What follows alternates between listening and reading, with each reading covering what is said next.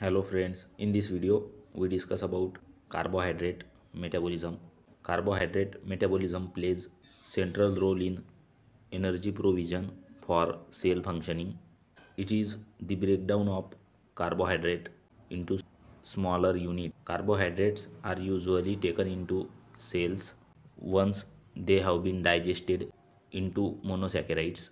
Once inside, the major route of breakdown is glycolysis, where sugars such as glucose and fructose are converted into pyruvate and some ATP is generated. Pyruvate is an intermediate in several metabolic pathways, but majority is converted to acetyl CoA through aerobic glycolysis and fed into citric acid cycle.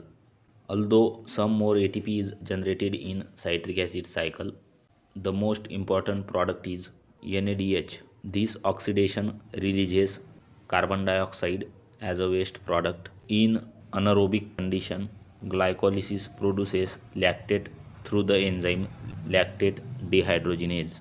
An alternative route for glucose breakdown is pentose phosphate pathway, which reduces the coenzyme NADPH and produces pentose sugars such as ribose.